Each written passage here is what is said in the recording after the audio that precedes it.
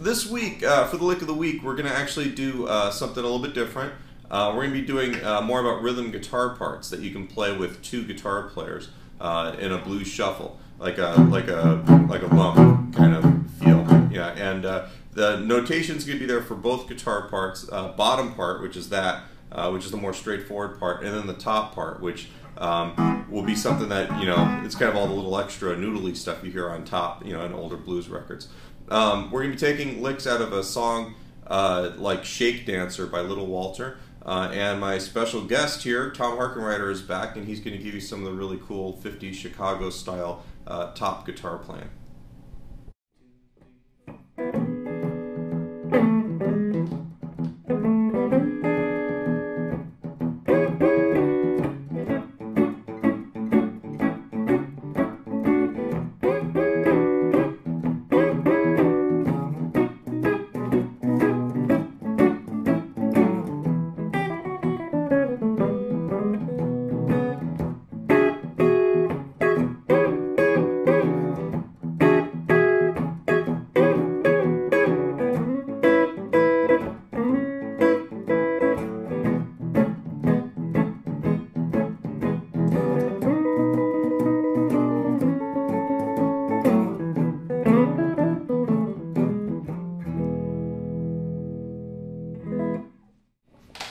If you're playing a lump, a spread, a crank, any sort of shuffle, and you're playing with a second guitar player, I've talked about in the past, you don't want to be redundant, you don't want to play the same thing as the other guitar player.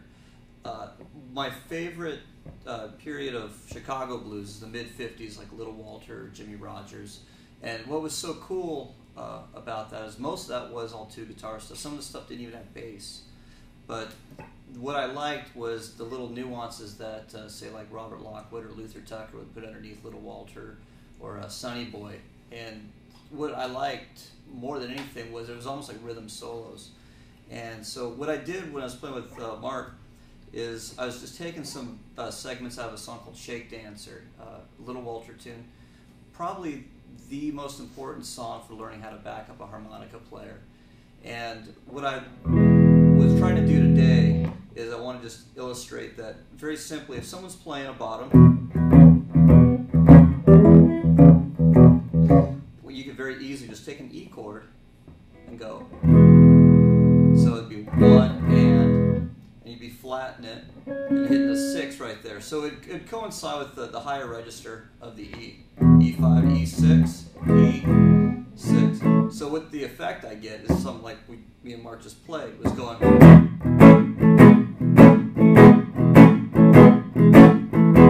Carried that all the way through the 4 and the 5. So when I hit the 4 chord, I pretty much play the E like I did up here. Looks like an F chord. And do the same thing. Back to the E. And I'll do the same thing on the 5 chord as well. It's important to have the right attack, though. It can't be just. So what I try to do is I try to have a snap with my right hand. I go. It almost feels like a marching drum.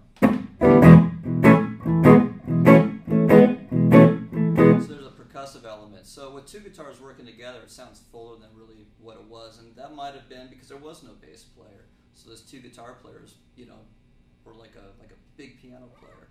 So anyway, this is what I like.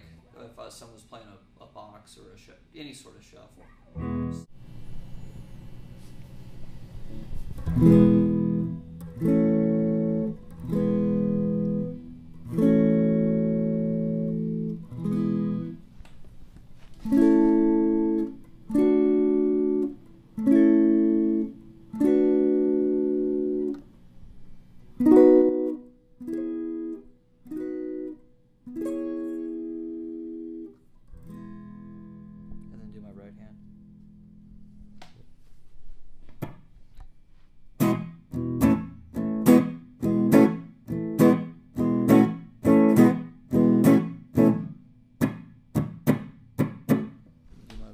Do my left one more time so you can see how I lift